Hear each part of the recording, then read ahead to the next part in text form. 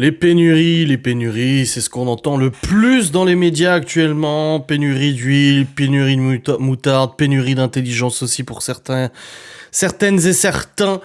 Et ça va être le sujet de ce petit podcast. Je vous ai gardé 4 petits articles de presse très intéressants que j'ai déjà un petit peu analysés rapidement et sur lequel va reposer ce gentil podcast sur les pénuries. Alors vous savez probablement, à part si vous vivez dans une grotte et que vous vous autosuffisez, que nous subissons actuellement une pénurie de plusieurs produits et que ça ne va qu'en s'aggravant. Donc c'est pas prêt de s'arranger, je vais pas te mentir. Et on va voir un petit peu chaque produit, donc on va pas tous les faire, mais on va voir un petit peu les raisons officielles qui sont communiquées. Je ne dirai pas les raisons officieuses, tout simplement parce que, comme je l'ai déjà dit, je me méfie des informations que je trouve de ci, de là, et je ne me repose pas uniquement que sur une chose. Mais là, vu qu'on est sur du YouTube, et que je ne suis pas un complotiste, contrairement à ce que les gens disent, c'est juste que je suis quelqu'un qui doute, et le doute permet d'éviter de faire des erreurs, et ben on va regarder un petit peu les versions officielles de ces pénuries, le pourquoi du comment. Je me suis dit que c'était intéressant. Ça pourrait permettre à certaines personnes qui ne lisent pas l'actualité ou qui n'ont pas envie de regarder l'actualité, ce que je comprends tout à fait vu la gueule de l'actualité actuellement, ben on pourrait se faire une petite idée de ce qui se passe. Donc on y va en premier pour la pénurie de moutarde. Alors vous savez, actuellement il n'y a plus de moutarde, on n'en trouve plus, quasiment plus, moi j'en ai trouvé. Petite astuce, essayez d'aller voir dans les petites épiceries, c'est là où j'en ai trouvé, dans les petites supérettes, les petites épiceries, et aussi au drive, contrairement au magasin en lui-même, à l'intérieur du magasin. Pour l'instant, nous n'avons pas subi de pénurie à proprement parler avec Laura, dans la mesure où on fait les courses au drive, et au drive, on a toujours eu de l'huile et un petit peu de moutarde. Donc quand elle ne vous monte pas au nez, la moutarde est une véritable graine de saveur. Moi, je suis pas super fan de la moutarde, je vous avoue. Assaisonne les viandes, machin, etc. À l'heure où de nombreux produits disparaissent de nos rayons comme l'huile de tournesol, la moutarde vient aussi à manquer. Depuis quelques semaines, de nombreuses références de moutarde font défaut dans les supermarchés et les fabricants de moutarde craignent une pénurie. En cause, la guerre en Ukraine, mais pas uniquement, car la guerre en Ukraine a bon dos pour certaines choses, ça c'est moi qui le dis. La moutarde de Dijon n'est pas une appellation d'origine contrôlée AOP ou IGP. Ainsi, la recette requiert des graines de moutarde brune, du vinaigre et du sel et de l'acide citrique. Rien n'empêche que la moutarde soit fabriquée ailleurs qu'à Dijon ou que ses ingrédients ne proviennent d'ailleurs. Avec ses immenses surfaces agricoles et ses prix bas, le Canada est rapidement devenu le premier producteur de moutarde au monde. Or, de très fortes chaleurs se sont abattues en Amérique du Nord, notamment au Canada l'été dernier, qui ont fait fondre une bonne partie des récoltes. Malheureusement, les agriculteurs sont obligés de composer avec les intempéries, composer avec la météo, c'est depuis la nuit des temps que c'est comme ça. Sauf qu'à l'échelle mondiale, ça c'est moi qui le dis, à l'échelle de la mondialisation, de l'exportation, de l'importation de masse, ça peut créer des problèmes très très rapidement. Selon les autorités canadiennes, il faut s'attendre à une baisse de 28% de la production d'ici le mois de juillet. Résultat, les consommateurs paient le prix fort et les pots de moutarde se raréfient. Une des solutions envisagées il y a quelques mois pour contenir cette pénurie était de se fournir ailleurs, notamment en Ukraine, mais compte tenu du conflit qui oppose la Russie à l'Ukraine, cette solution n'est malheureusement plus envisageable. L'Ukraine, sans être un gros producteur, représentait un plan de secours. Nous comptions dessus pour faire la jonction avec la prochaine récolte, mais cette solution est tombée à l'eau. Sans déconner. Du coup, voilà, la pénurie de moutarde est provoquée principalement par la perte de récolte au Canada de l'année dernière, à cause des sécheresses et tout ça. Et du coup, forcément, quand tu es un pays producteur mondial, l'important c'est de fournir ton propre pays avant de fournir les autres. C'est juste logique, c'est pas de l'égoïsme, c'est juste de la logique pure. Tous les pays ne l'ont pas, mais c'est logique. Et du coup, vu qu'il y a une très forte baisse de la production, le Canada va préférer alimenter ses propres usines avant d'alimenter des usines à l'exportation, ce qui est logique. Voilà pourquoi on n'a plus de moutarde. Or du coup, il y a des petites astuces, comment remplacer la moutarde. Difficile d'imaginer la cuisine sans moutarde. Bon, si, moi j'aime pas la moutarde. J'aime pas trop. Dans une vinaigrette, ajoutez un peu plus de vinaigre à votre recette habituelle pour compenser celui dans la moutarde. Vous pouvez ajouter de l'ail en poudre pour relever le goût. Conseil d'ajouter un jaune d'œuf cuit dans la mayonnaise pour remplacer la moutarde. Assaisonnez votre pièce de viande. Vous pouvez toujours opter pour une sauce au roquefort, ou encore une crème à l'échalote. Comment faire une moutarde maison? Les amoureux de la moutarde pour qui la pénurie est difficile à vivre peuvent toujours se tourner vers les recettes maison. Facile, rapide et saine, la moutarde maison n'a rien à envier aux versions industrielles. Pour réaliser la moutarde, vous aurez besoin de graines de moutarde, de curcuma, de vinaigre de cidre, d'eau froide, de farine, d'huile de tournesol, de miel, ainsi que de sel et de poivre. Par contre, la sauce miel moutarde, ça je kiffe. Commencez par concasser vos graines de moutarde à l'aide d'un mortier, mais comment on fait s'il n'y a plus de graines? Un mixeur ou d'eau d'une cuillère, puis ajoutez l'eau, le vinaigre, le cidre, laissez tremper toute la nuit. Le lendemain, ajoutez tous les autres ingrédients, puis mélangez tout. Transvasez votre moutarde dans un bocal, puis placez-la au réfrigérateur. Pour plus d'arômes, vous pouvez ainsi personnaliser votre préparation en y ajoutant les herbes de votre choix. Sauge, romarin, estragon, herbe de Provence, à vous de jouer. Donc voici pour la moutarde. On a déjà un premier élément de réponse sur cette pénurie qui nous frappe violemment. On a ensuite la pénurie d'huile. L'huile de tournesol manque à l'appel dans les rayons de condiments des supermarchés. Avec 50% des exportations mondiales, l'Ukraine en est le premier exportateur.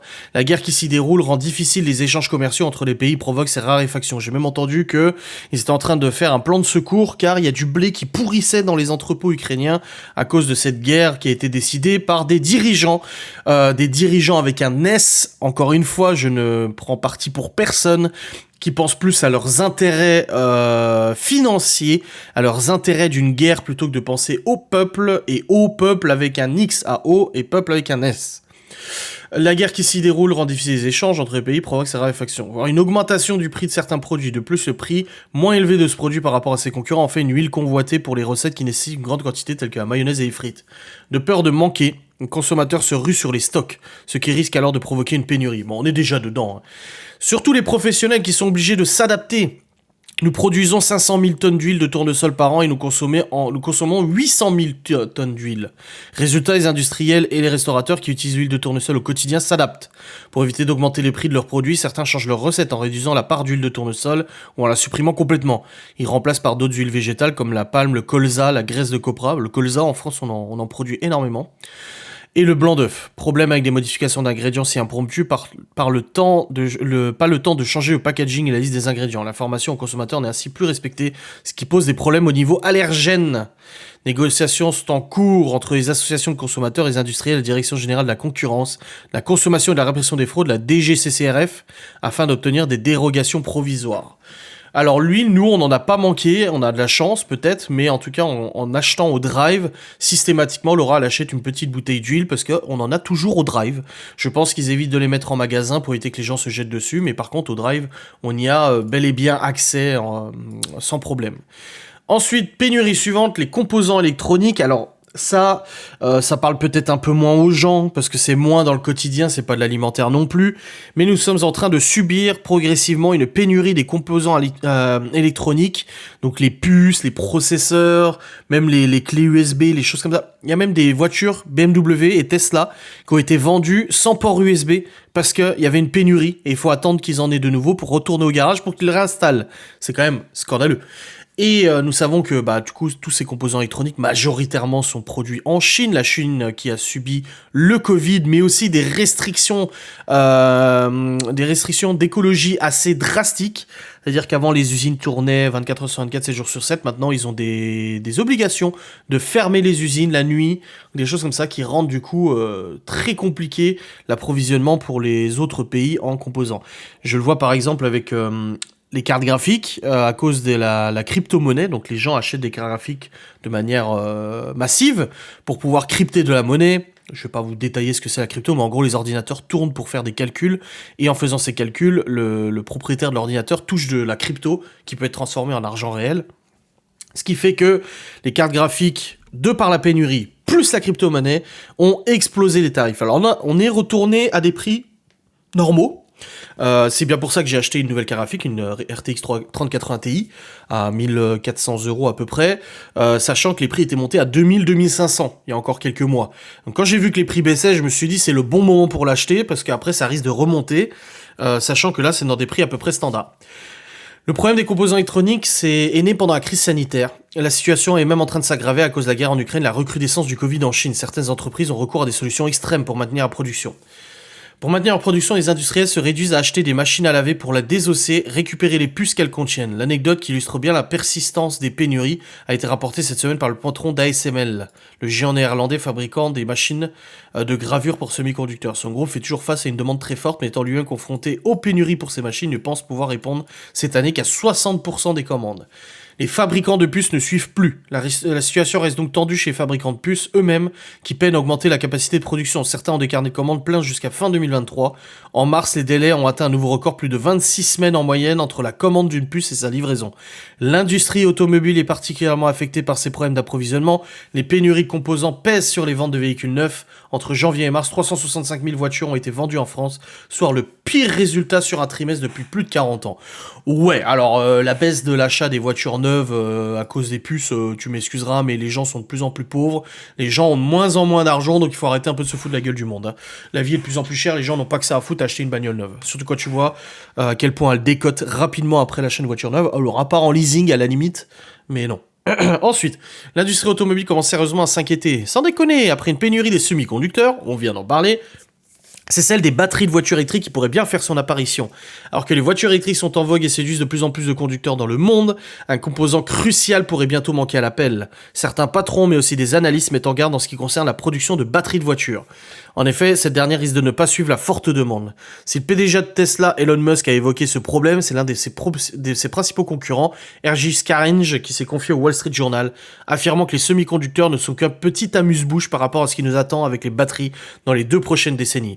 En cause, la plupart des pays du monde vont arrêter de vendre des voitures à moteur thermique. L'échelle de ce changement est difficile à apprécier. Selon un rapport de l'Agence européenne de l'énergie, les ventes de voitures électriques n'ont cessé d'augmenter. Elles ont ainsi triplé entre 2019 et 2021. La principale source d'inquiétude de cette pénurie vient des matériaux. Une chimie de type lithium-ion utilisée dans les batteries, mais la guerre en Ukraine a aussi ravivé une crainte autour du nickel, un métal dont la Russie est le 3e producteur mondial. En ce qui concerne le graphite, utilisé pour fabriquer l'anode des batteries, il est majoritairement fourni par la Chine. Selon les estimations, il va augmenter de prix de 18% en moyenne chaque année et jusqu'en 2030. Donc en gros, on est en train, et là ça sera le mot de la fin, de nous bassiner avec ces putains de bagnoles électriques. Alors je ne dis pas que les voitures électriques sont mauvaises à 100%. Pas du tout. Il y a des bonnes choses dans les voitures électriques. Mais notre façon de récolter les métaux par des petits gamins en Afrique ou autres qui sont en train de se faire chier dans des mines et tout ça, il y a des reportages qui sortent. La pollution excessive que produit le recyclage de ces batteries, l'entreposage, etc. Même la taxe carbone, la production d'une voiture électrique fait qu'une voiture électrique actuellement n'est pas forcément plus écologique qu'une voiture thermique de toute sa vie de voiture thermique. On a maintenant des moteurs essence et diesel qui polluent de moins en moins avec toutes les merdes qui nous rajoutent anti-pollution, etc. Donc il faut arrêter de culpabiliser les gens, parce que dès qu'ils roulent en diesel ou en essence, c'est des mauvais pas bons qui sont là pour tuer la planète. Non. Réveillez-vous, renseignez-vous un petit peu sur les voitures électriques. C'est pas si écologique que ça. C'est pas si intéressant que ça parce que les prix des recharges augmentent de plus en plus et on va se retrouver dans quelques années à ne plus pouvoir acheter de voitures thermiques, à devoir acheter des voitures électriques qui vont augmenter fortement en prix et dont les recharges vont se retrouver à un prix équivalent à un plein gasoil ou essence. Voilà. Voilà la réalité. Tout ça sous couvert d'écologie, oui, mais pas que. Surtout que le monde de demain veut nous rendre dépendants et veut qu'on achète à crédit, en leasing, etc. Il faut comprendre que ce que les élites nous préparent, et ça c'est mon opinion personnelle avec tout ce que j'ai pu lire, ce que les élites nous préparent, c'est un monde où plus rien ne nous appartient. Ni même notre baraque, ni même notre bagnole, ni rien du tout, ni même notre opinion. C'est pour ça que là, vous regardez un petit peu, Macron, machin. Oui, on veut proposer des voitures électriques à la location pour 200 € par mois sur 5 ans. Donc des leasing. On nous dépossède de nos biens en nous poussant à consommer des biens loués en location qui sont toujours plus rentables pour les grandes entreprises que pour nous. Et on va se retrouver dans une société où plus rien ne nous appartiendra. Et ça arrange bien certaines personnes ou certaines entreprises, industries, etc. Voilà le petit mot de la fin, le petit coup de gueule que je voulais passer. Vous le prenez comme vous voulez, c'est mon opinion, je vous pousse pas à y adhérer ou quoi que ce soit. Je vous fais des bisous, je vous dis à très vite, salut.